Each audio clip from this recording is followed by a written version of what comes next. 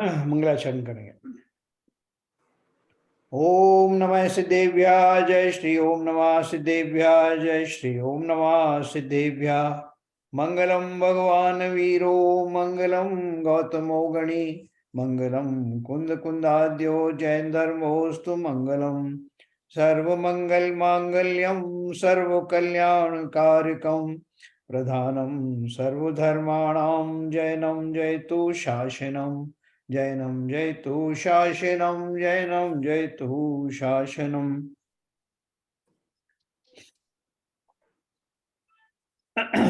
ज्ञानानंद नाम का ग्रंथ हमारा आचार्य शुभचंद्र द्वारा रचित, जिसके हमने 14 अध्याय पहले पढ़े।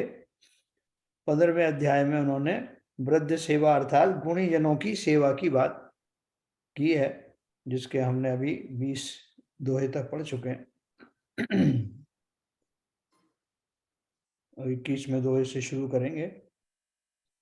तो देखो ये पूरा सीक्वेंस कैसी चल रही है कि हमने मुनि धर्म के बारे में पढ़ा, श्रावक धर्म के बारे में पढ़ा, फिर 5 महाव्रत के बारे में पढ़ा, और 5 महाव्रत के बाद में जो ब्रह्मचर्य व्रत के बारे में जो हमने पढ़ा था, तो बहुत सारी चीजें डिटेल में हमने पढ़ी कि जीवों के, मनुष्यों के, पुरुषों के कैसे भाव होते हैं, स्त्रियों के कैसे भाव होते हैं, और इन बाधाओं से कैसे निवृत्त हुआ जाए, कैसे उस वेग को शांत किया जाए, ये सब हमने विस्तार से पढ़ा। उसके बाद में अब वो बात कर रहे हैं कि ऐसे बहुत सारे लोग हैं जिन्होंने अपने जीवन में ये गुण ले आए हैं, और जो नहीं ले पाए हैं उनके लिए उन्होंने साधन भी बताए कि ऐसे गुणी जन हैं उनकी संगत करें, उनके साथ रहें, शास्त्र आदि के माध्यम से अपने गुणों में निरंतर निखार करते रहें। तो इसी श्रृंखला में हमने अभी 19 और 20 दोहे पढ़े थे। मैं आपको सीधा वहां ले चलता हूँ।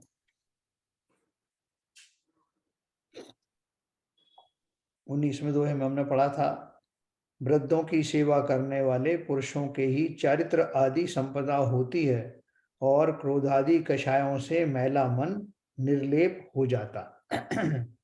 जैसे आपने प्रैक्टिकल देखा होगा आपने कि आप कहीं से उद्विग्न होकर के आए हैं, कोई परेशान होकर के आए हैं, और कोई सत्पुरुष आपको मिल जाते हैं, तो उनके पास सानिध्य में बैठने से ही 2 कारण से आपका जो है भाव बदलने लगते हैं। पहला तो ये कि उनकी जो उनका शरीर आदि से निकलने वाला जो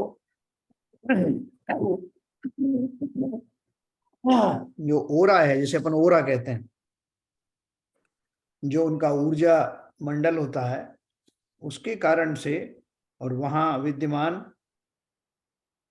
पॉजिटिव वर्गणाओं के कारण, और तीसरा जो है हमारा स्वयं की जो साइकोलॉजी होती है, हमारी स्वयं की जो मन स्थिति होती है कि यहाँ इनके समीप बैठ करके मुझे अवश्य ही शांति मिलेगी, गुणों के धारी हैं। तो ये तीनों चीज मिलकर के हमें अपने चरित्र को विकसित करने में बहुत मदद मिलती। तो अपन आज 20 में पढ़ेंगे, 20 से शुरू करते हैं।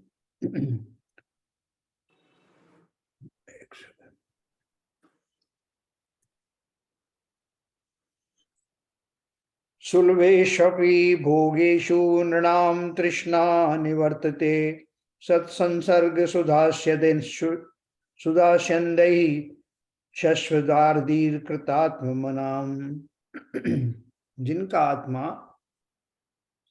सत्पुरुषों के संसर्ग रूपी अमृत के झरने से आर्द्र रहता है, मैंने वो कल पढ़ा था, उन पुरुषों के ही भोग सुलभ होते हैं, और उनके ही उन प्राप्त हुए भोगों में तृष्णा की निवृत्ति होती है ना। देखो जैसे अभी जो देव होते हैं ना, तो देवों को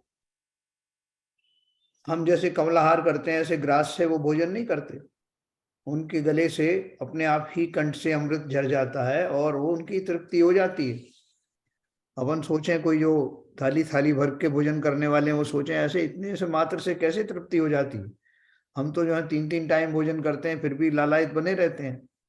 तो यहाँ वो क्या कर रहे हैं कि जो सतगुणों के धारी हैं, जिन्होंने सत्पुरुषों का संसर्ग किया है, वो सदा ही उनके भाव ऐसे शुद्ध शुभ भाव बने रहते हैं, जिसके परिणाम स्वरूप उनको निरंतर ही पुण्य आदि की प्राप्ति होती रहती है।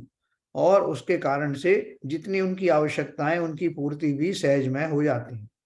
पूर्ति भी कैसे होती है कि जैसे किसी को तो 7 पीढ़ी के योग्य धन भी कमाए तब भी उसकी तृष्णा शांत नहीं होती, और किसी को आज भर का धन है तो वो बहुत तृप्त रहता है कि बहुत कुछ, सब कुछ मिल गया, सब क्या करना है, एक समय का भोजन मिल गया और तृप्त हो गया हो। तो न केवल पुण्य के फलस्वरूप ऐसी सामग्रियां मिलती हैं, बल्कि उनमें तृप्ति भी होती है। ये भी पुण्य का ही एक भाग है, नहीं तो लोग अतृप्त बने रह जाते हैं। सामान 100 बरस का है, पल की खबर नहीं, लेकिन वो लगे रहते हैं। तो ये जो संतुष्टि आना है, ये भी स्वयं में बहुत बड़ी उपलब्धि है। अगला है 21 नंबर। कातरत्वं परित्यज्य धैर्यमेवावलंबते सत्संगज परिज्ञानर रंजितात्मा जन है स्वयं। सत्पुरुषों की संगति से उत्पन्न हुए ज्ञान से रंजायमान हो गया है आत्मा जिसका। रंजायमान है, जैसे मनोरंजन कहते हैं ना, रंजन माने प्रसन्न हो जाना। सत्पुरुषों की संगति से उत्पन्न हुए ज्ञान से रंजायमान हो गया है आत्मा जिसका, ऐसे पुरुष अपने आप ही कायरता को छोड़ धैर्यावलंबन करता है ना। भावार्थ है, सत्पुरुषों की संगति से ज्ञान होता है और कायरता नष्ट होकर धीरता आती है। कष्ट आने पर पुरुष समीचीन मार्ग से च्युत नहीं होता। देखो क्या क्या उपलब्धि हुई सत्पुरुषों की संगति से, कि एक तो क्या है कि स्वयं आत्मा का खुराक ज्ञान है ना, जिस तरह से शरीर की जो खुराकें भोजन आती हैं उसको वो मिलता है तो वो प्रसन्न रहता है, उसी प्रकार से जो आत्मा है उसकी खुराक है ज्ञान। तो ज्ञान मिलने से, ज्ञान की उपलब्धि होने से, अर्थात ज्ञान का उघाड़ होने से आत्मा में प्रसन्नता होती है, और ऐसा पुरुष अपने आप ही कायरता को छोड़ धैर्यावलंबन करता है। उसके लिए धैर्य धारण करने की जो बात कही जाती है ना, जगह जगह पर कोई भी समस्या आए, कोई परेशानी आए तो धैर्य धारण करना, उसके सहज में ही धैर्य बना रहता है। फिर दिया, सत्पुरुषों की संगति से ज्ञान होता है और कायरता नष्ट होकर धीरता आती है, तो अपना पढ़ा ऊपर। और कष्ट आने पर पुरुष समीचीन मार्ग से च्युत नहीं होता। दो बातें होती हैं, अगर कोई कष्ट जीवन में आ जाए, समस्याएं आ जाए, तो न केवल धैर्य बना रहता है बल्कि सन्मार्ग का भी अपने आप ही आलंबन मिल जाता है, उसको सूझ जाती है ऐसी बात जो उसके लिए यथा योग्य होगा। ऐसी बात, ऐसा मार्ग उसको अपने आप ही सूझने भी लगता है, उसको ज्यादा परिश्रम नहीं करना पड़ता। बाकी लोग तो बड़े एक एक प्रॉब्लम में सोचते हैं, अब मैं क्या करूं, अब मैं क्या करूं।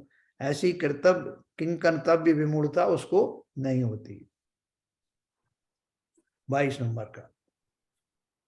इसलिए हम लोग सब जो है उनसे, जैसे हम लोगों को समस्या आ जाए तो अपन पूछ किन के पास जाते हैं, ऐसे पुरुषों के पास ही जाते हैं, ऐसे व्यक्तियों के पास जिन्होंने स्वयं के मन को ऐसी स्थिति में ढाल लिया है कि उनके लिए अब कोई भी बड़ी से बड़ी समस्या भी समस्या जैसी नहीं रही, उन्हें तुरंत मार्ग सूझता है। तो हम और आप जैसे लोगों को उससे बड़ा आलंबन मिलता है, हमारी समस्याएं उनके सानिध्य में जाकर समाप्त हो जाती हैं। पुण्यात्मना गुणग्राम सीमा संसक्त मानसहि तीर्यते यमिभिः किम न कुविद्या राग सागर है।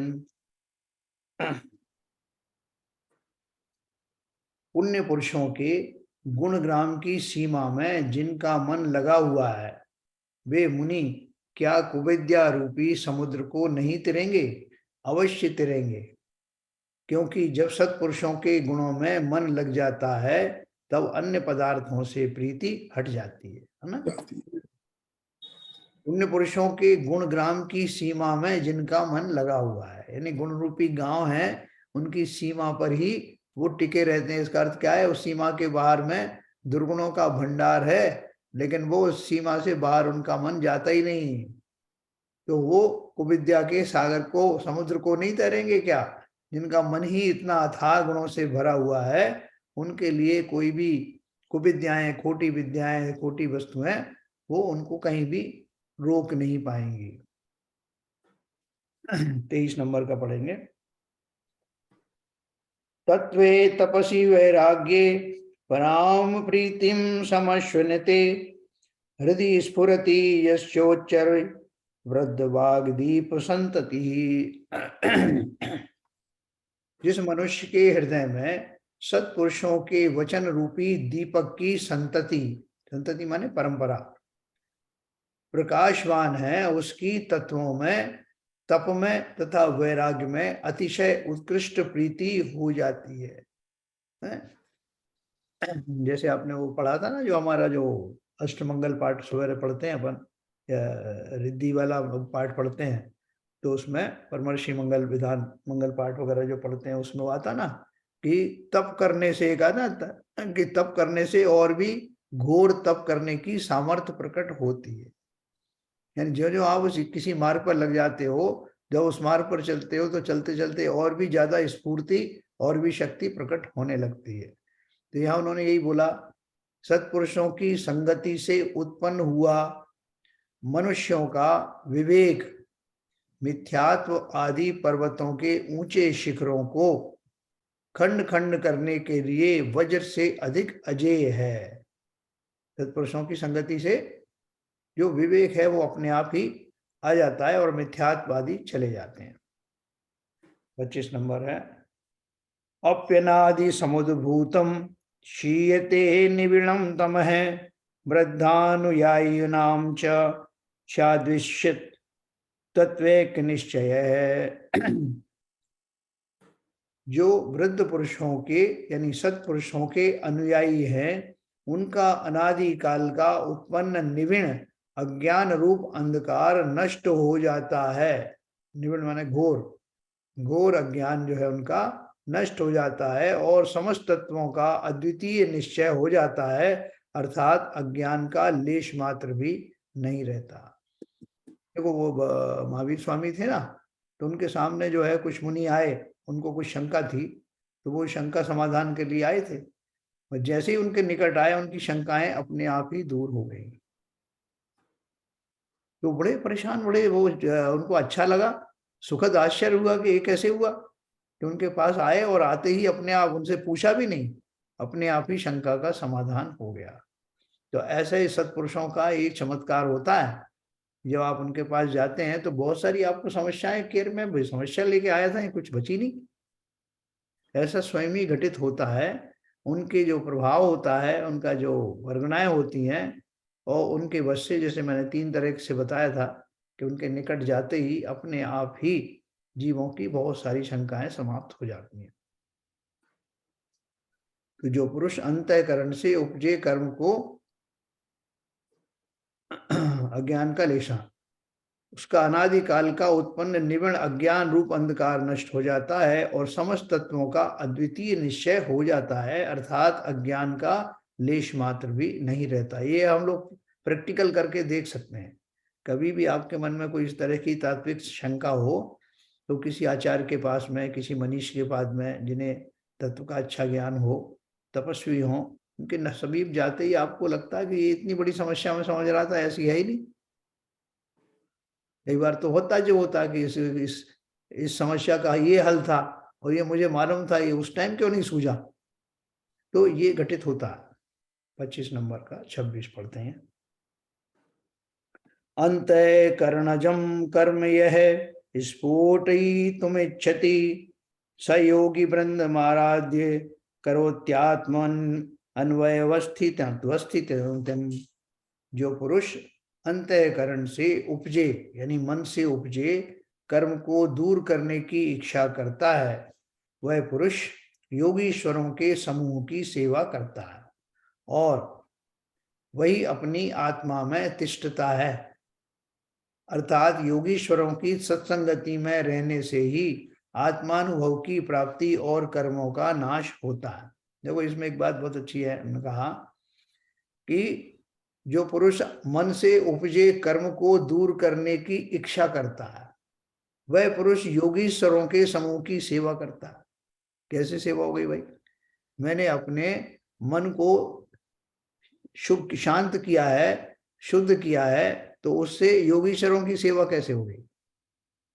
सेवा इस प्रकार से हो गई कि उन्होंने जो मार्ग बताया, अगर मैं उस मार्ग पर चला तो मैं उनकी आज्ञा में रहा, और किसी की आज्ञा में रहना अर्थात उनके गुणों के प्रति श्रद्धावान होना, और श्रद्धावान होना ही तो उनकी सेवा है। सेवा का अर्थ ये नहीं कि हाथ पैर दबाने लगो बस वो सेवा है। जैसे कोई बोलता है साहब मेरा बेटा मेरी सुनता नहीं बिल्कुल भी, और दूसरा कहता है कि साहब वो तो मेरे मुंह से बात निकली नहीं कि उसने उसके ऊपर ध्यान दिया नहीं, अभी पालन भी नहीं किया, एग्जीक्यूट नहीं किया, लेकिन यस जी पिताजी इतना कह के चल दिया, तो वो सेवा हो गई कि नहीं? पूरी श्रद्धा के साथ आगे तो वो क्रियान्वयन करेगा ही। उसी प्रकार से जो साधु जन हैं उनके बताए हुए मार्ग को श्रद्धा पूर्वक धारण करना, यही सबसे पहली उनकी सेवा है। और उन्हें क्या सेवा कराना आपसे? तो ये जो एक एक शब्द जो लिखे जाते हैं उनका मर्म है। 27 नंबर का, एकेव महताम सेवा स्याज्जेत्री भुवनत्रये यएव यमिना मुच्चैरंतर्ज्योतिर विजृंभते। इस त्रिभुवन में सत्पुरुषों की सेवा ही एकमात्र जैनशील यानी कर्मों को जीतने वाली है। इसे ही मुनियों के अंतःकरण में ज्ञान रूप ज्योति का प्रकाश विस्तृत इससे ही होता है ना? इस त्रिभुवन में, ठीक है। जैनशील माने कर्मों को जिताने वाली, इससे मुनियों के अंतःकरण में ज्ञान रूप ज्योति का प्रकाश विस्तृत होता है। मतलब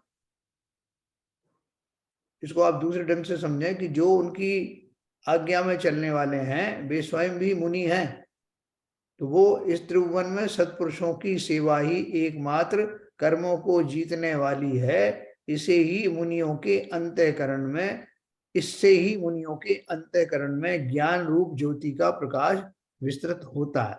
इसका अर्थ क्या है? जो मुनि वृंद हैं वो अपने आचार्य आदि जो अपने से गुणों में श्रेष्ठ हैं उनके निकट बैठ करके या उनकी शरण में जा करके ये कर्मों को जीतने वाली विद्या में निपुण हो जाते हैं, और उनके स्वयं के अंतःकरण में ज्योति का प्रकाश प्रज्वलित होने लगता है ना? ये सब मुनियों की अपेक्षा से विशेष रूप से इस ग्रंथ का वर्णन है, तो इसलिए बैकग्राउंड में ये बात ध्यान रखना। और हमको क्यों करना है? क्योंकि हम मुनि बनने वाले हैं, इसलिए हमको करना है। 28 नंबर, दृष्ट्वा श्रुत्वा यमी योगी पुण्यानुष्ठान मूर्जितम आक्रामति निरातंक है पद्मीं तैरूपासिताम। संयमी मुनि योगीश्वरों के महापवित्र आचरण के अनुष्ठान को देखकर व सुनकर उन योगीश्वरों की सेई हुई पदवी को निरुपद्रव प्राप्त करता है ना? संयमी मुनि योगीश्वरों के महापवित्र आचरण के अनुष्ठान को देखकर व सुनकर उन योगीश्वरों की सेई हुई पदवी को, जो पदवी को उन्होंने धारण किया है उसको स्वयं भी बिना किसी उपद्रव के संकट के धारण कर लेता है। जब बड़ों का बड़ा पवित्र आचरण देखे सुने तब आप भी वैसा होने का यत्न करता है। विद्यासागर महाराज के जो आचार्य थे ज्ञान सागर महाराज, उन्होंने क्या देखा उनमें? इनको दीक्षा दी जाए, इनको आचार्य पद से विभूषित किया जाए, क्योंकि मन ही मन वो विद्यासागर वो बालक आचार्य के उन गुणों से श्रद्धावंत होते हुए स्वयं भी उन आचरणों को धारण करने लगे थे, और उनकी उन वृत्तियों को देख करके आचार्य श्री जो है समझ गए कि यही व्यक्ति जो है इसका उत्तराधिकारी है इस पद का, क्योंकि उन्होंने उनके रहते हुए ही सारे वो गुण धारण कर लिए थे। इसलिए बोल रहे हैं जब बड़ों का बड़ा पवित्र आचरण देखे सुने तब आप भी वैसा होने का यत्न करता है। सहज रीत है। आचार्यों के पास रहने से, हमारे से जो ज्ञानी है उनके पास रहने से, उनके आचरणों को देख करके हमें बहुत अच्छा भी महसूस होता है, और हम जाने अनजाने में उन आचरणों को स्वयं भी स्वीकार कर लेते हैं, अपने जीवन में भी वो घटित होने लगता है। 29 नंबर, विश्वविद्यासु चातुर्यम विनयेष्वति कौशलम भाव शुद्धि स्वसिद्धांते सत्संगा देव देहिनाम। जीवों को समस्त विद्याओं में चतुरता और विनय में अति प्रवीणता तथा अपने सिद्धांत में भावों की शुद्धि अर्थात निसंदेहता आदि गुण सत्पुरुषों की संगति से ही प्राप्त होते हैं। क्या क्या बताया ना, जीवों को समस्त विद्याओं में चतुरता और विनय में अति प्रवीणता तथा अपने सिद्धांत में भावों की शुद्धि अर्थात निसंदेहता आदि गुण सत्पुरुषों की संगति से ही प्राप्त होते हैं। देखो, इसके दो पहलू मैं आपको बताऊं। एक तो है मुनि और मुनियों की अपेक्षा से, जो बात मुख्य तौर से मुनि की चल रही ना, तो मुनि को वो सब चतुराई, वो विनय, सब जब वो विनय में लगते हैं, चतुर पुरुषों की या आचार्य आदि की स्तुति में, भक्ति में जो है विनयवान होते हैं, तो उनको वो सारी विद्याएं, सारे सिद्धांत जो मोक्ष मार्ग के हैं, वो सब उनको मिल जाते हैं। इसके साथ साथ जो गृहस्थी हैं, श्रावक हैं, उनको अनायासी बहुत सारे लाभ होते हैं। वो कुलभूषण और देशभूषण नाम के जो मुनि थे, उनके ऊपर उपसर्ग आया था।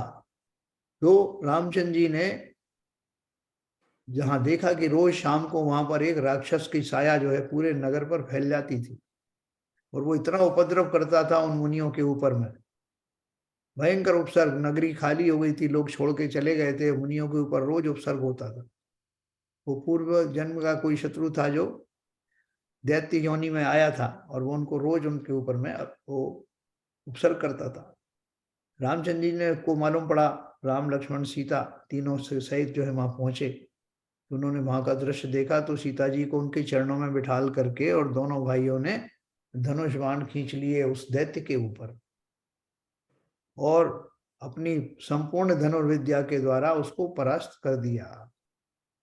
तो परास्त करने से उन्होंने तो खाली आशीर्वाद, उनका तो एक ही होता है मुनियों का, तो धर्माशीष, जिसके बल पर उनको उपसर्ग को जीतने के कारण केवल ज्ञान हो गया। और उनके पूर्व भव के जो पिता थे, धर्मेंद्र हो गए थे वो, उन्होंने अपने अवधि ज्ञान से जाना कि मेरे पूर्व पर्याय के पुत्रों को अर्थात इन मुनियों के ऊपर उपसर्ग किसने दूर किया।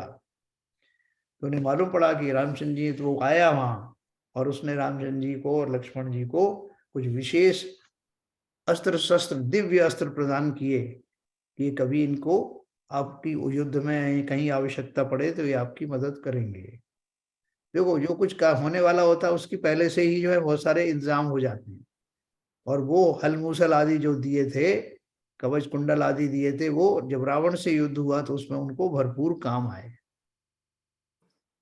तो कहने का अर्थ क्या है कि जो इस मार्ग पर चलने वाले हैं वो मुक्ति मार्ग संबंधी प्रसाद तो प्राप्त करते ही हैं, साथ साथ ही अपनी अगर श्रावक अवस्था है तो उसमें भी इस तरह के जो भौतिक साधन है वो भी उनको मिलते रहते हैं।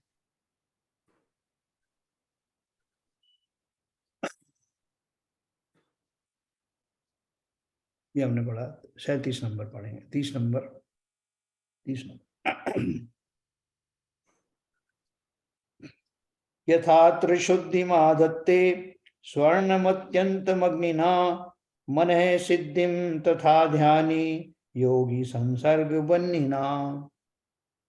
जैसे इस जगत में सुवर्ण अग्नि के संयोग से अत्यंत शुद्ध हो जाता है, उसी प्रकार योगीश्वरों की संगति रूपी अग्नि से ध्यानी मुनि अपने मन की शुद्धि को प्राप्त होता है। देखो, संसार में जितने भी पदार्थों का शुद्धिकरण होता है उसमें अग्नि का विशेष महत्व होता है। सोने का तो अपन जानते ही हैं कि उसमें जो होने वाली जो अशुद्धियां हैं वो स्वर्ण को गला करके उस टेम्परेचर पे लाते हैं जिससे जो कम टेम्परेचर वाले जो मेल्टिंग पॉइंट वाले जो द्रव्य हैं वो पिघल करके अलग हो जाते हैं। उसको उतने उतने ऊंचे टेम्परेचर तक लेते जाते हैं, बीच बीच में जो जो अपने टेम्परेचर वाले हैं वो सब निकलते चले जाते हैं और स्वर्ण मात्र बच जाता है, जिसको स्वर्ण को शुद्धिकरण का जो है इस तरह से प्रोसेस किया जाता है। तो बोल रहे हैं जिस जैसे इस जगत में स्वर्ण अग्नि के संयोग से अत्यंत शुद्ध हो जाता है, उसी प्रकार योगीश्वरों की संगति रूपी अग्नि से ध्यानी मुनि अपने मन की शुद्धि को प्राप्त होता है। देखो वास्तव में तो क्या होता है कि वो जो सत्संगति की जो बात करी है उसका अर्थ खाली ये नहीं है कि मैं उनके पास बैठूं, वो तो साथ में है ही, उसके अलावा भी परोक्ष में भी ध्यान किया जाता है ना। जैसे एकलव्य ने किया, एकलव्य ने अपने जो गुरु थे उनका ध्यान, वो भले ही आलम्बन उसने वो मिट्टी की मूर्ति में किया हो, लेकिन उसका जो संकल्प था सजीव उसको दिखाई देते थे वो द्रोणाचार्य, उनसे वो बातें करता था मूर्ति से, अर्थात वो भावात्मक रूप से उनसे पूरी तरह से जुड़ा हुआ था। उनके गुण उसे जो है प्रति समय दिखाई देते थे और उन गुणों में निष्णात होकर के डुबकी लगाए हुए वो धनुर्विद्या का अभ्यास किया करता था। उसी तरह से ये जो मुनि है, सत्संग की जो बात कही जा रही है, सत्संग मात्र उनकी उपस्थिति को नहीं कहा, बल्कि प्रतिपल उनके गुणों में विद्यमान बना रहना, परोक्ष में भी, जरूरी नहीं कि फिजिकली 1 to 1 ही हो। सत्संगति का अर्थ है उनके गुणों का निरंतर चिंतन करना, परोक्ष में भी बैठा है तो उनका ध्यान आ जाए, वो ऐसी स्थिति में वो कैसे करते हैं, उनका क्या आचरण होता है, ऐसा चिंतन भी इस सत्संगति में ही आता है। जैसे हम जिनेन्द्र देव के सामने बैठे हैं, जिनेन्द्र देव अभी यहाँ नहीं है, अरहंत आदि नहीं है, लेकिन हम फिर भी उनका परोक्ष में स्मरण करके कि वो कैसे थे, सीता जी ने इस समय ऐसी परिस्थिति में क्या किया था, कैसे धैर्य धारण किया था, मैना सुंदरी ने ऐसी दशा में क्या धारण किया था, ये सब जो उनके आचरणों के जो चिंतवन है वो सब भी सत्संगति जैसे ही हैं। जो इसको भली भांति इस रहस्य को समझना, तो उन्होंने लिखा जैसे इस जगत में स्वर्ण अग्नि के संयोग से अत्यंत शुद्ध हो जाता है, उसी प्रकार योगीश्वरों की संगति रूपी अग्नि से ध्यानी मुनि अपने मन की शुद्धि को प्राप्त होता है। परोक्ष में भी वो अपने आचार्य आदि का स्मरण करते रहते हैं। 31 नंबर,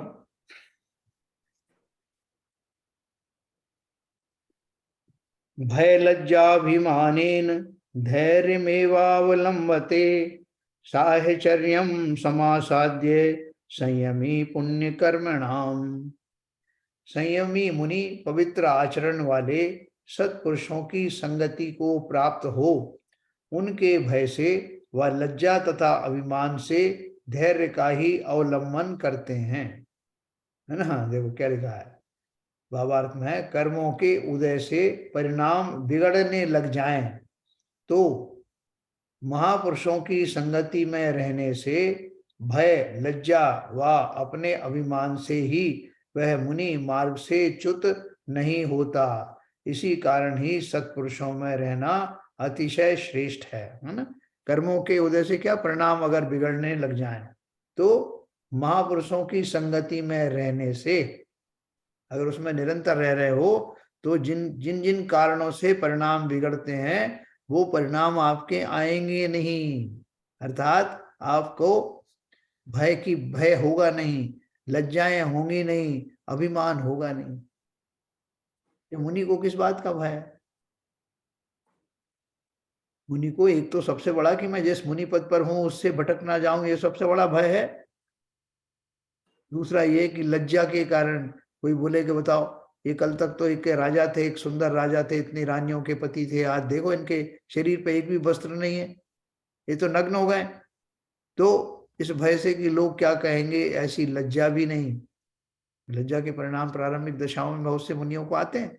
और दूसरे अभिमान कि मैं मुनि हूं, इतने लोग मुझे पूजने आते हैं, इतने लोग मेरे समीप आते हैं, मेरे आशीर्वाद के लिए लालायित रहते हैं, ऐसा अभिमान भी ना हो। इन तीनों प्रकार के दुर्गुणों से बचने के लिए अगर वो मन से, वचन से और काया से या तीनों में से किसी भी प्रकार से उन उन सत्पुरुषों के संगति में हैं तो उनको ये दुर्गुण सताते नहीं है, वो मार्ग से च्युत नहीं होते। इसकी कारण सत्पुरुषों में रहना अतिशय श्रेष्ठ है। न कभी आपको ये हमको ऐसा भाव आए उन्हीं को, अरे यार देखो ये नग्नपना अच्छा नहीं लगता समाज में, तो हमारे जो जो अरहंत हैं, जितने तीर्थंकर आदि हैं, वो सब भी तो इसी नग्नावस्था को धारण करके मुनि होकर ही सिद्ध बने। तो वो हमारे लिए एक आदर्श के रूप में सदा काल रहते हैं और उनकी जो स्मृति है वो सत्संगति जैसी ही है। हमने 32 नंबर पढ़ेंगे। शरीराहार संसार काम भोगेष्वपि स्फुटम विरज्यति नरः क्षिप्रम सद्विहि सूत्रे प्रतिष्ठित है। सत्पुरुषों के द्वारा सूत्र में शिक्षित किया हुआ पुरुष शरीर, आहार, संसार, काम व भोगादिक में तत्काल ही विरक्त हो जाता है। सत्पुरुषों की शिक्षा का ही फल ऐसा होता है, शरीर आदि में वैराग्य होने के कारण मोक्ष मार्ग से च्युत नहीं होता। वह स्पष्टता जानो। जिनको सत्संगति से संगति है क्या, जैसे उनके आचरण है उनको न केवल सराहनीय मानना, उनके प्रति श्रद्धावंत होना, बल्कि स्वयं भी उन गुणों को धारण करने का मन ही मन संकल्प लेना, ये सब जिसने धारण कर लिया है तो बोले सत्पुरुषों के द्वारा सूत्र में शिक्षित किया हुआ पुरुष, सूत्र माने धर्म कार्यों में, धर्म सिद्धांतों में, शरीर, आहार, संसार, काम व भोगाति से तत्काल ही विरक्त हो जाता। बहुत सारे लोग कहते हैं कि साहब ये कल तक तो बड़ा दुर्व्यसनी था, जैसे अंजन चोर के बारे में बोलते हैं कि सप्त व्यसन का धारी था, लेकिन वो कैसे विरक्त हो गया, और ऐसे विरक्त हुआ कि सीधा सीधा उसकी मुक्ति मार्ग में ही चला गया। सत्पुरुषों की शिक्षा का ही फल ऐसा होता है, शरीर आदि में वैराग्य होने के कारण मोक्ष मार्ग से च्युत नहीं होता। देखो यहाँ पर मुझे कल क्या जब से आया हूँ एक सज्जन से मुलाकात हुई, वो जाति की अपेक्षा सिंधी हैं, तो सिंधियों का तो आचरण अपन जानते हैं कैसा आचरण होता है, लेकिन हमें बहुत ताज्जुब हुआ उनको जान करके कि जो अपना जो सिद्धांत है, कौन सा वाला, जो क्रमबद्ध पर्याय का, वो उनको इतना ज्यादा पक्का है कि उन्होंने बोला कि साहब, उन्होंने अपनी बहुत सारी कहानी सुनाई कि साहब मैं पहले बड़ा परेशान था, मेरे पास इतना पैसा नहीं था कि बच्चे की पढ़ाई भी ठीक से कर सकूं, लेकिन पता नहीं कहाँ से आया। कई बार तो मुझे ऐसा लगता था जिस परिवार में मैंने जन्म लिया है वो परिवार ही गलत चुन लिया मैंने, इससे अच्छा परिवार मुझे मिलना चाहिए था, मैं कहाँ आ गया। तो बोले ऐसा मैं बहुत सारा अपने ऊपर क्षोभ होता था बहुत सारी बातों से, लेकिन धीरे धीरे करके मैं बहुत लोगों की सोहबत में गया, बहुत से जैन भी मुझे मिले, बड़ौदा के रहने वाले हैं, तो बहुत सारे जैनियों से संपर्क हुआ आसपास में, उस सबके सूत्र उन्होंने यादगार में हाथ में बांध रखे, धागे बांध रखे। तो कह रहे थे कि वो सुनते सुनते मुझे लगा कि जो संसार में जो कुछ घटित हो रहा है पूर्व निर्धारित है, और बोले ये सोच के मेरा सारा शोभ चला गया कि भाई मैंने कुछ किया होगा जिसके कारण मैं जिस परिवार में ऐसी विचारधारा के बीच में मेरा जन्म हुआ, लेकिन कोई बात नहीं, जो हुआ सो हुआ, मैं उसमें कुछ नहीं कर सकता, लेकिन आगे से अपने विचार अच्छे रखना और जो कुछ घटित होना उस पर विश्वास करना कि वैसा ही होगा। बोले मेरी यही विचारधारा होते होते मेरी बेटी कब बड़ी हुई, कब उस मेरे पास पर्याप्त धन आया, कब वो बड़ी हुई, कब वो यूएस आ गई, और यहाँ अच्छे खासे जॉब मिल गया, उसकी शादी भी हो गई। लेकिन मेरा ये सिद्धांत मैंने पूरे से एक्सेप्ट किया हुआ है कि सब कुछ पूर्व निर्धारित है। उसमें मुझे भी कोई अभिमान नहीं होता कि मैंने ये कर दिया, कोई क्षोभ भी नहीं होता कि हाय रे ऐसा ना हुआ।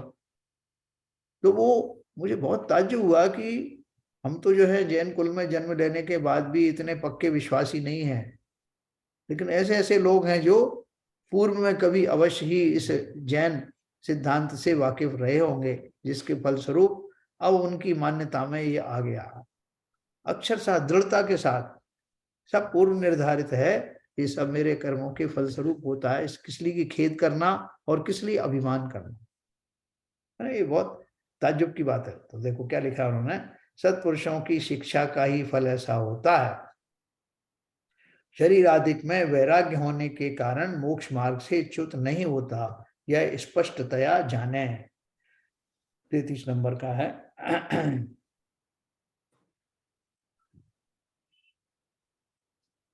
यथा यथा मुनिर्धत्ते चेतः सत्संग वासितम, तथा तथा तपो लक्ष्मी ही पराम प्रीतिम प्रकाशयेत।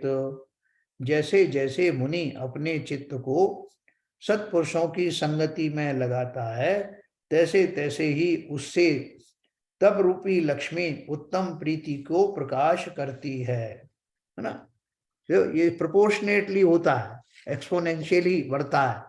जैसे जैसे आप अपना मन इसमें लगाएंगे सत्पुरुषों की संगति में, तैसे तैसे मुझे तप रूपी लक्ष्मी, यानी वही फिर से वही बात कि जब हम तप करते हैं तो और अधिक तप करने की शक्ति पैदा हो जाती है ना। कोई अपन जो एक्सरसाइज करना शुरू करते हैं तो पहले छोटी थोड़ा बहुत थोड़ी थोड़ी एक्सरसाइज शुरू करते हैं, तो फिर हमें आगे बढ़ने के लिए और प्रेरणा मिलती जाती है और आगे हमारा शरीर भी समर्थ होने लगता है।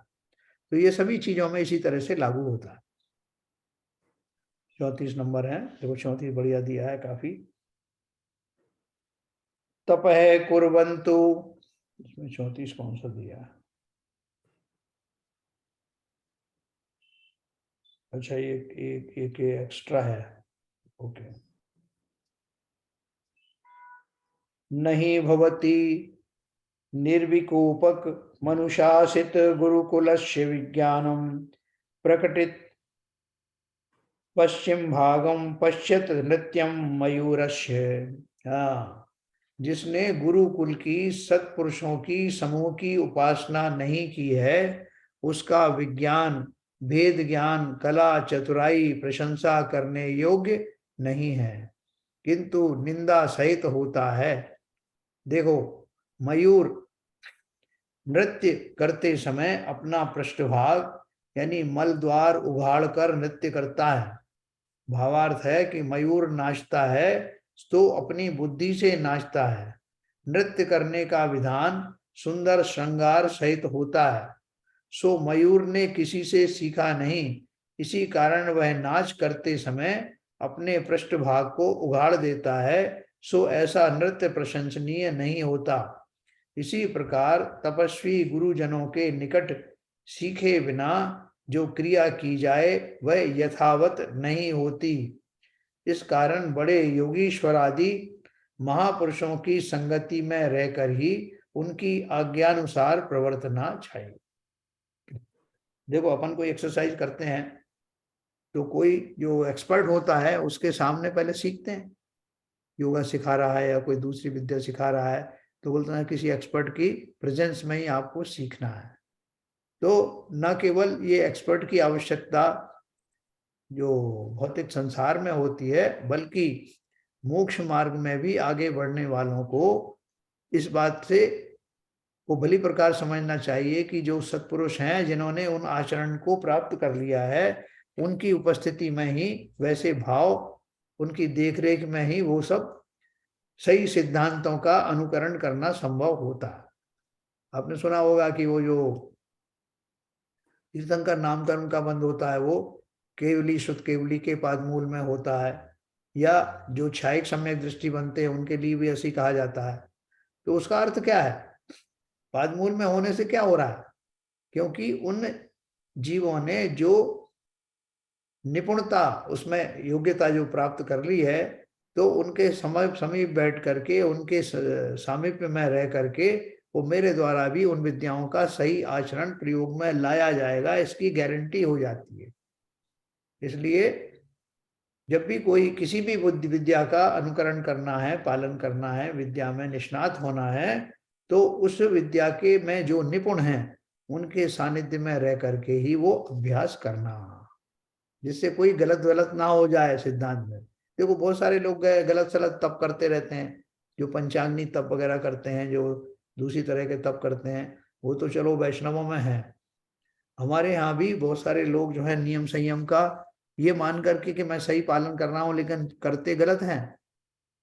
नहीं साहब, वो उनका वो तो इसमें तो ये है, उसमें तो जो है यज्ञ में हमें हवन करने में जो है ये देना ही चाहिए। हमने उनको देखा, इनको देखा, उनको करते हुए देखा। सही सन्मार्ग पर चलने वाले सत्पुरुषों के सानिध्य में ही इन सब विद्याओं का, और विशेष तौर से मोक्ष मार्ग में प्रवर्तने वाली विद्या का शरण ऐसे ही लोगों की सानिध्य में लेना है जो स्वयं ही इसको हासिल कर चुके हैं। नहीं तो हम कहीं ना कहीं धोखा खा जाए। छोटी छोटी प्रक्रियाओं में हम पड़ जाते हैं ना रोज की, साहब कैसे करना है, इसमें ठोना लेना है, और कितनी लौंग चढ़ाना है, कितना क्या करना है, ये सब जो चीजें हैं वो भी हम बिना विवेक के करते हुए, किसने क्या किया हम उसका अनुसरण करते हुए गलत मार्ग पर चले जाते हैं। तो इन सबको विवेक पूर्वक समझना, बाह्य क्रियाओं को भी और आंतरिक क्रियाओं को भी निश्चय से उसका मर्म समझेंगे तो बाहर में कोई भूलें होंगी नहीं। बाहर में होने वाली जो भूलें हैं वो उनसे विशेष फर्क नहीं पड़ेगा, जैसे कि इधर के चावल उधर चढ़ा दिए, लेकिन अंदर में भावों में कैसा क्रमवार निरंतर उसमें प्रोग्रेस हो, इस बात का विशेष ध्यान रखना। और ये तभी संभव है जब हम ज्ञानी पुरुषों के साथ रहें। तो ये हमने पढ़ा 34 नंबर का, इन्होंने 2 दिए हैं। यहाँ 34 में आया है, तपः कुर्वन्तु वा मा वा चेद वृद्धान समुपासते तीर्थवा व्यसन कांतारम यान्ति पुण्याम गतिम नराः। जो पुरुष सत्पुरुषों की उपासना करते हैं वे तप करें अथवा मत करें, किंतु दुख रूपी वन को पार करके अवश्य ही पवित्र गति को प्राप्त होते हैं। देखो क्या बात कही, जो पुरुष सत्पुरुषों की सेवा करते हैं, उपासना करते हैं, वे तप करें या ना करें, किंतु दुख रूपी वन को पार करके अवश्य ही पवित्र गति को प्राप्त होते हैं। भावार्थ है, तप तो शक्ति के अनुसार करना कहा है। यदि तप करने की शक्ति नहीं और सत्पुरुषों की संगति में रहकर उनकी उपासना करता रहे तो उसका भी उत्तम गति प्राप्त हो। हाँ? देखो एक मुनिराज थे, वो तपस्या करते थे, तो उनके साथ में एक व्यक्ति जो था वो कहीं से आया और उसने उनकी चर्या को बड़े ध्यान से देखा, और देख करके उसने देखा कि ये नग्न हो गए हैं, तो इससे इनको बड़ी उपलब्धि होती है, लोग आते हैं और इनको भड़काते हैं, इनको आहार आदि भी कराते हैं और सब भली प्रकार से इनकी शरण में रहते हैं। तो ये बहुत बढ़िया तरीका है, ना धन कमाने की जरूरत है, ना भोजन बनाने की जरूरत है, सहज में मिल जाता है, बस खाली बैठ करके मुद्रा में ध्यान जैसा भाव करो और सब मिल जाता है। तो उसने अपने लिए एक पीछी कमंडल का इंतजाम किया, नग्न होकर के उनके पास बैठ गया। अब लोगों ने समझा ये भी कोई मुनिराज हैं, तो उनको साथ में उसको भी आहार मिलने लगा। तो वो बड़ा प्रसन्न हुआ कि ये बहुत अच्छा हो गया, तो इनके साथ रहने से और अपने को मिलता, अब ये जैसा करेंगे अपन भी वैसे ही करते रहो। तो उन्होंने दूसरे दिन फिर प्रसन्नता के साथ आहारचर्या के लिए जाने का जब समय हुआ तो उसने देखा कि मुनि महाराज तो जा ही नहीं रहे। और वो बड़े ताज्जुब में मालूम पड़ा कि आज उनका उपवास है। अब इसको मजबूरी में उपवास करना पड़ा। लेकिन उसको लगा कि ये मार्ग जो है वो श्रद्धा योगान होने का है, इसमें खाली आहार संबंधी खाली लोलुपता के कारण जरूर मैं इसमें आ गया था, लेकिन ये इनका आचरण देखो कैसा अभिनंदनीय है। लोग कैसे इनकी शरण में बने रहते हैं और कैसे इनको उपवास आदि करने की शक्ति प्रकट हुई है। ये सब देख करके सोच करके एक दिन वो वास्तव में मुनि बन गया। तो यहाँ वो यही कह रहे हैं, जो शक्ति के अनुसार करना कहा है,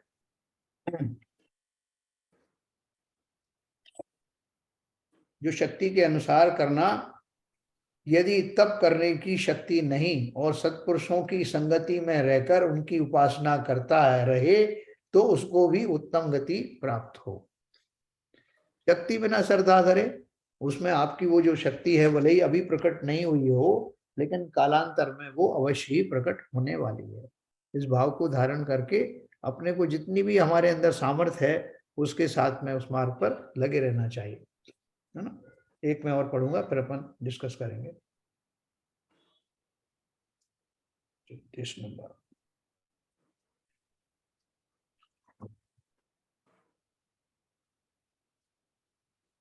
कुर्वन्नपि तपस्तीव्रं विदन्नपि श्रुतार्णवं न साधयति कल्याणं चेद वृद्धानव मन्यते।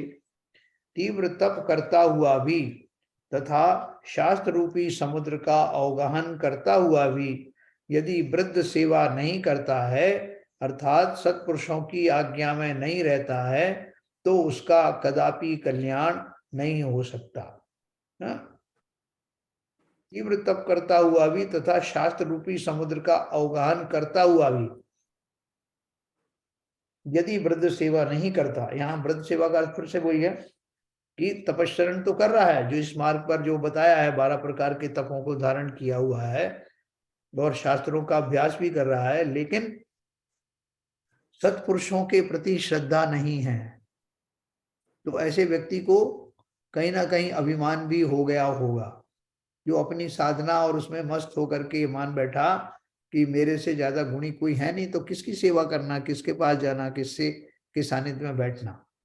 तो बोल रहे हैं कि ऐसा पुरुष सत्पुरुषों की आज्ञा में नहीं रहता तो उसका कल्याण कभी नहीं हो सकता, क्योंकि उसके अंदर फिर वो विनय आदि के जो गुण हैं वो रहे नहीं, और इससे ऊपर की भूमिकाओं में तिष्ठने वाले जो मुनि आदि हैं उनकी भूमिका में वो कभी जा नहीं पाएगा।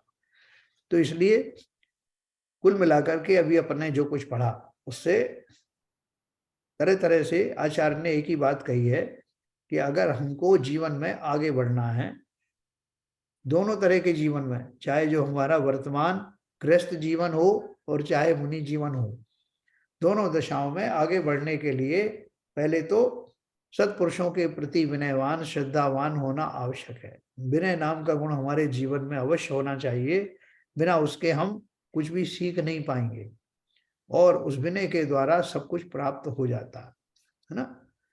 तो अब अपन थोड़ी चर्चा करेंगे कि हम लोग विनयवान हैं या नहीं है जीवन में, और हमें अभी क्या करना है।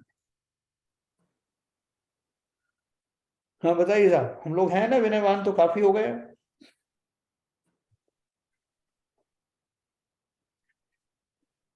लेकिन जो आज की चर्चा में जो आपने गाथाओं में बताया कि गुरु का होना जरूरी है, हाँ गुरु का सानिध्य जरूरी है, और गुरु से में रहते रहते भी भले ही हम मुनि ना बने, हाँ तो लेकिन उनके सत्पुरुषों के साथ में रहते रहते हमारे सतगति को प्राप्त कर लेंगे। हाँ, ये घर में बैठ के हो पाएगा क्या? बताओ भाई, ये बहुत बढ़िया बात कही उन्होंने। ये कौन कौन कौन से लेवल पर अपन को पालन करना है।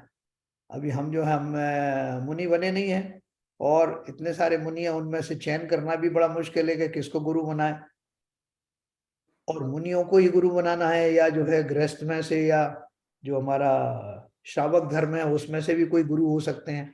तो ये अपन इसके ऊपर चर्चा करें।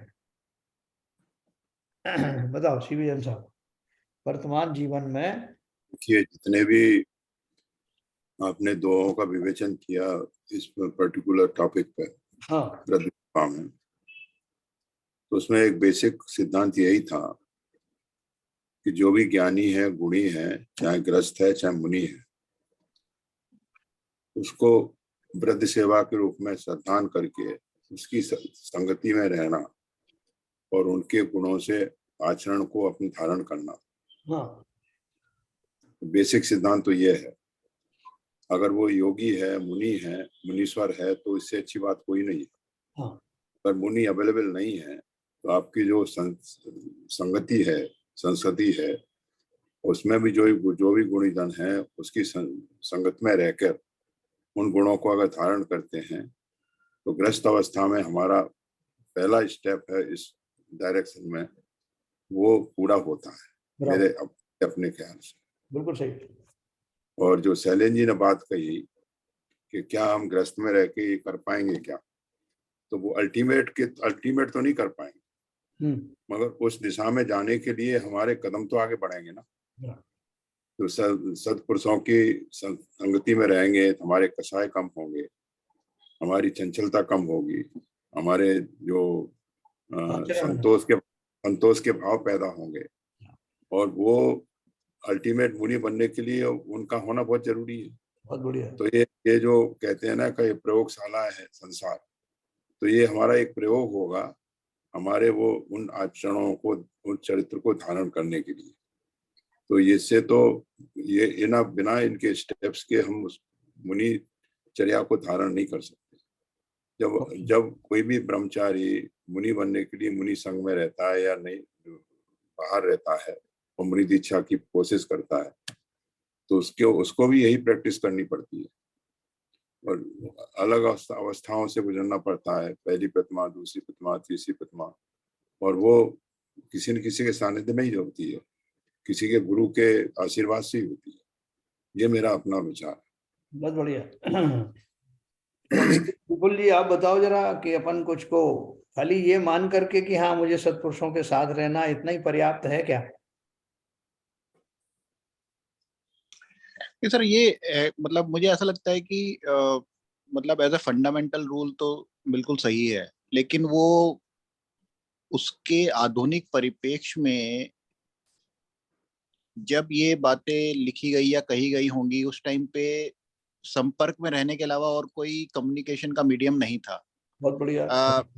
मतलब ना तो उस टाइम पे टीवी होते थे जिसमें कि आपको प्रवचन सुनाई दे रहे हो, ना उस टाइम पे व्हाट्सएप होते थे, ना उस टाइम पे जूम कॉल होती थी जिसमें कि आप सत्पुरुषों के साथ में कम्युनिकेशन कुछ भी कर सकें। एक ही मात्र साधन था कि आपको उनके साथ में फिजिकली टच में रहना है, उनके साथ में आश्रम में उनके साथ ही रहना है।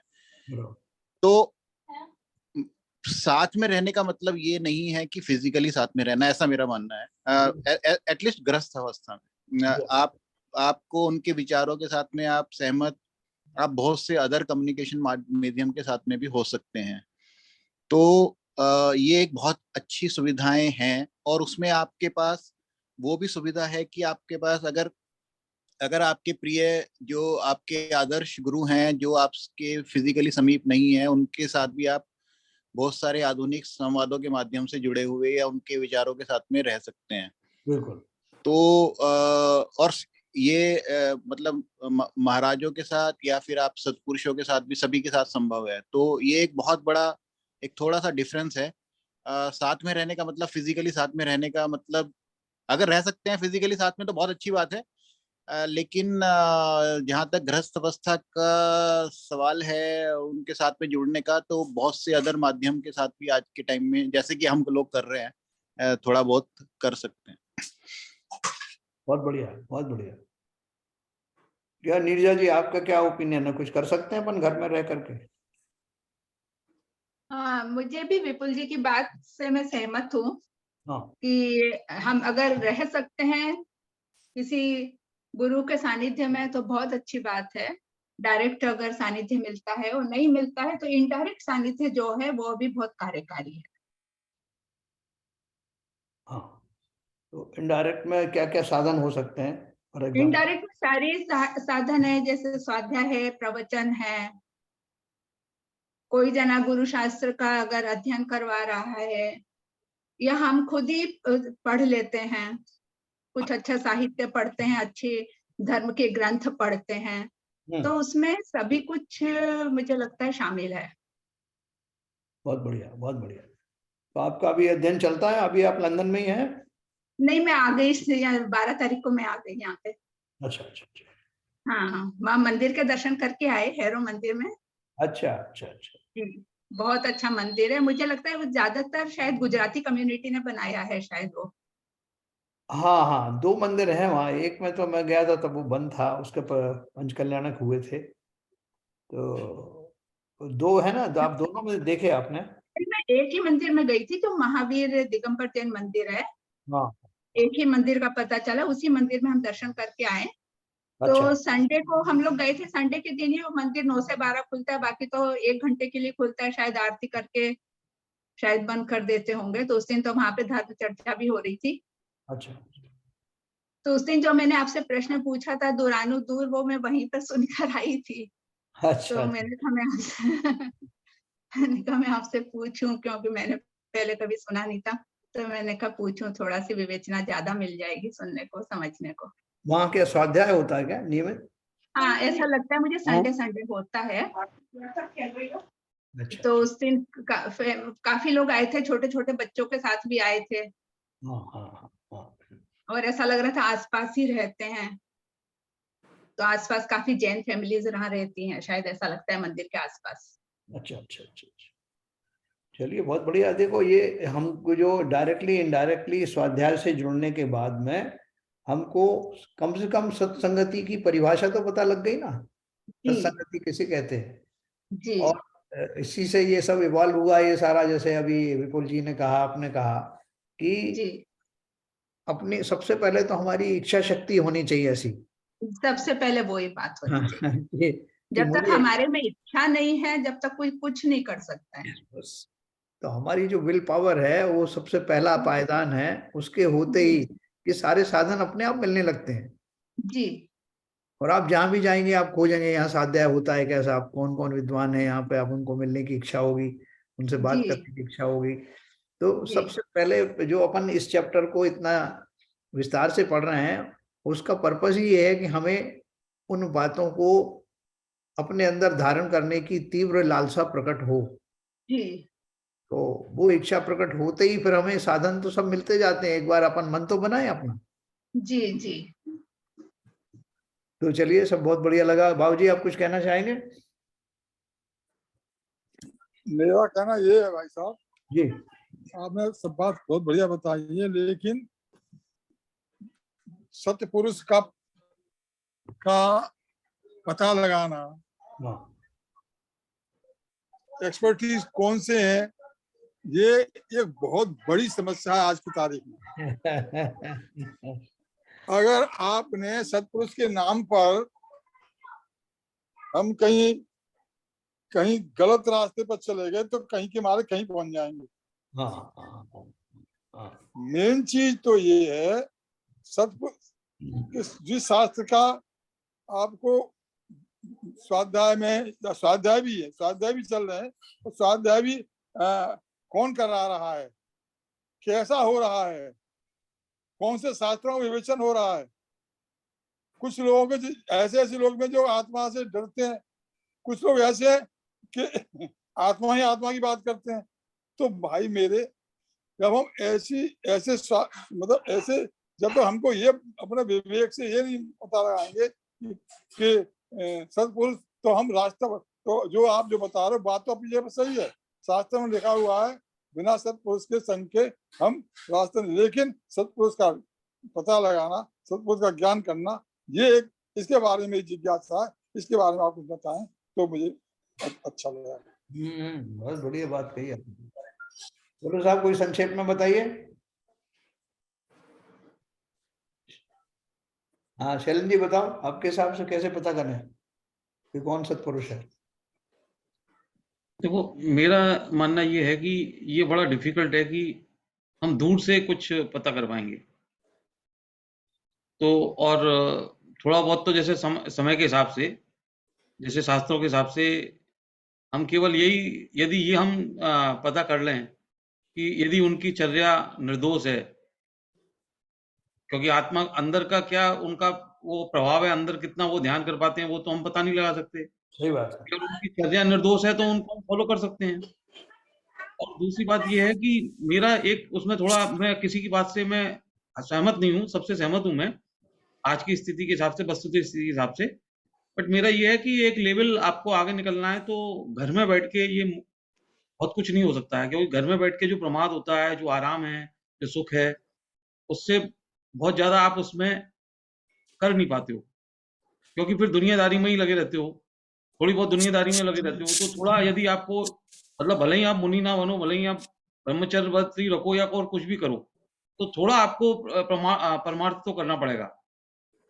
उसके लिए थोड़ा तो आपको मतलब आप साल में भले ही मत जाओ 12 महीने, मतलब 4 महीने भी रह सकते हो, चतुर्मास भी कर सकते हो। तो कुछ ना कुछ तो आपको कोशिश मतलब एक लेवल बढ़ना है। ऐसा मैं मानता हूँ। मैं ये नहीं कह रहा हूँ कि मैं करूँगा या नहीं करूँगा। मैं भी कुछ ऐसा नहीं है, लेकिन मेरे को ऐसा लगता है कि ऐसा करने से कुछ ज़्यादा हम उसका जो आज जो हमने पढ़ा उससे चरितार्थ हो सकता है। बस। त्रिवेदी साहब कुछ कहेंगे? ना देखिए, ऐसा है, ये सत्पुरुष के बारे में मालूम करना वास्तव में बहुत डिफिकल्ट टास्क है, बट नेवरदीलेस हमें अपने विवेक का उपयोग करना है। आप किसी के स्वाध्याय में प्रवचन सुन रहे हैं, कोई भी ग्रंथ लिया है, ग्रंथ तो प्रामाणिक होते हैं, जो मालूम है कौन से ग्रंथ क्या कहते हैं, जिनेन्द्र देव की वाणी है, और उनको अगर लॉजिकली अगर प्रस्तुत किया जा रहा है और वो वास्तव में शास्त्र है जिसका प्रवचन हो रहा है, और एक सही दिशा में अगर प्रवचन हो रहा है, लॉजिकली हो रहा है, तो हमें वो जो ज्ञान प्राप्त हो रहा है तो हमें गुरु से ही हो रहा है, मतलब सही आदमी, सही इंसान से हो रहा है जो उस आसन पर बैठ के प्रवचन कर रहा है। उसका तो रेस्पेक्ट करना ही, क्योंकि वो जिनवाणी, मैं इसी बात को मानता हूँ। एक मिनट सुन लीजिए बात।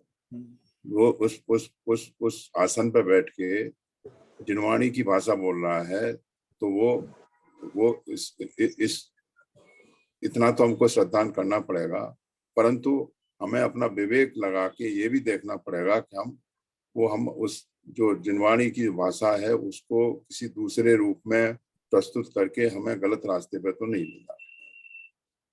जैसे कहा कि कुछ लोग आत्मा की बात करते हैं और कुछ लोग इसकी बात करते हैं, तो व्यवहार और निश्चय दोनों को साथ लेके चल रहे हैं हम, तो कोई दिक्कत नहीं है।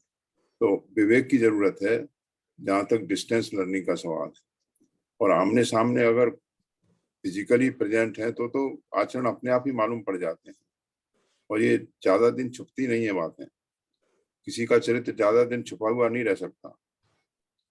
हाँ, लेवल अलग अलग हो सकता है, किसी का 10 दिन रहेगा, किसी का महीने रहेगा, किसी का साल रहेगा, किसी का 6 महीने रहेगा। ये मेरा अपना कहना है। बहुत बढ़िया, आपका एनालिसिस सही सर, है। हाँ, सर मैं भी सत्पुरुष में सर मेरा मानना ऐसा है कि बहुत डिफिकल्ट है, क्योंकि सत्पुरुष का जो डेफिनेशन है ना, वो हर इंडिविजुअल अपने हिसाब से तय करता है। बहुत बढ़िया। मतलब जो मुझे पसंद है या जो मेरी मान्यता है, जो सामने वाला वक्ता उस मान्यता के अनुसार प्रवचन कर रहा है, तो वो मेरे लिए सत्पुरुष हो जाता है। Actually this is a conscious mind. Subconscious mind में ऐसा नहीं है कि ये जो बोल रहे हैं वो सही है। इट इज जो मैं समझ रहा हूं, अगर वो वही बोल रहे हैं तो वो सही है। ऐसा जनरली 80% लोगों के साथ में होता है। बिल्कुल सही है। तो अगर कोई भी वक्ता, चाहे कोई भी गुरु जो भी प्रवचन कर रहे हैं, पहले मैं ये ऑथेंटिसिटी कर लेता हूं कि ये जो मेरा मानना है उसके अनुरूप है कि नहीं। ऐसा नहीं है कि लोग चेंज नहीं होते हैं, लेकिन चेंज होने वाले लोग बहुत कम होते हैं। और उसके लिए ग्रेजुअल प्रोसेस होता है, या फिर एक बहुत मतलब जिसका तीव्र पुण्य का उदय हो, वही लोग बहुत एक्सट्रीम से एक्सट्रीम चेंज होते हैं। अदरवाइज जनरली हम लोग ये चाहते हैं कि जैसा मैं सोच रहा हूं, जैसा मैं मानता हूं, अगर वो ऐसा ही बोल रहे हैं तो वो सत्पुरुष है। सही कहा आपने, बिल्कुल काफी सही कहा आपने। तो चलो, अभी इसके ये अच्छा टॉपिक अब निकला है हमारा। कल अपन इस पे और विशेष चर्चा करेंगे कि इस दशा से निकल करके और वास्तविक सत्य दशा में स्थापित होने के लिए क्या किया जाए। कल हमारा ये चैप्टर भी चलेगा। और एक बात और कहनी थी। हाँ, एक सेकंड के लिए। हाँ, देखिए, अगर हम ग्रस्त में भी रह करके संसार में भी रह रहे हैं, तब भी हमें हमें हमारे जीवन को चलाने के लिए एक्सपर्टीज की आवश्यकता है। हाँ, हम किसको मॉडल मान अपना गृहस्थ में भी रह रहे हैं और हमें संसार को भी चलाना है, संसार में रह करके संसार में रहना है, तो हमें अपना रोल मॉडल किसको बनाना है, ये मेन चीज है। ये जरूरी नहीं है अगर आपका रोल मॉडल सही है तो संसार गृहस्थ में रहते हुए हम सही रास्ते पहुंच करके फिर बाहर निकल सकते हैं संसार से। अगर हमारा रोल मॉडल ऐसा है संसार में ही घुसाने वाला है तो हम संसार में रहकर संसार में चले जाएंगे। तो हमारी फ्रॉम द बिगिनिंग हमको यहीं से ही हमें एक्सपर्टीज की आवश्यकता है कि हमको कैसा एक्सपर्टीज मिल रहा है, हमारे साथ संगत कैसी है, हमारे साथ में कौन रह रहा है, हमारे माँ बाप का विचार क्या है, हमारे मित्र कैसे हैं। तो ये जो यहाँ से स्टार्टिंग हो जाती है और वही अगर हम सही रास्ता मिल जाता है तो हम रास्ते पे चल पड़ते हैं। ये मेरा कहना है। मेरा कहना जरूरी नहीं है हम अभी हम जो यहाँ डिस्कस कर रहे हैं एक ही साइड डिस्कस कर रहे हैं। हम उस केवल मोक्ष मार्ग में जाने का या उसमें जाने के ही मार्ग में ही हम एक्सपर्टीज के बारे में सोच रहे हैं। हमें दोनों तरफ सोचना है, दोनों ही साइड हमारे लिए आवश्यक है। बहुत बढ़िया, बहुत बढ़िया। कल अपन इस पर चर्चा करेंगे विस्तार से, अभी समय हो गया। जिनवाणी स्तुति करें। मिथ्यात्म नाश वे को ज्ञान के प्रकाश वे को आपा परभास वे को मनुषी बखानी है। छहो द्रव्य जान वे को बंद विधि भान वे को स्वरूप छान वे को परम प्रमानी है। अनुभव बताए वे को जीव के जताए वे को काहू ना सताए वे को भव्य और यानी है। जहाँ तहाँ तारवे को पार के उतारवे को सुख विस्तारवे को यही जिनवाणी है। हे जिनवाणी भारती तो ये जपो दिन रैन, जो तेरी शरणा गहे सो पावे सुख चैन। या वाणी के ज्ञान ते सूझे लोकालोक, सो वाणी मस्तक धरूं सदा देता हूँ धोख। जिनवाणी माता की जय।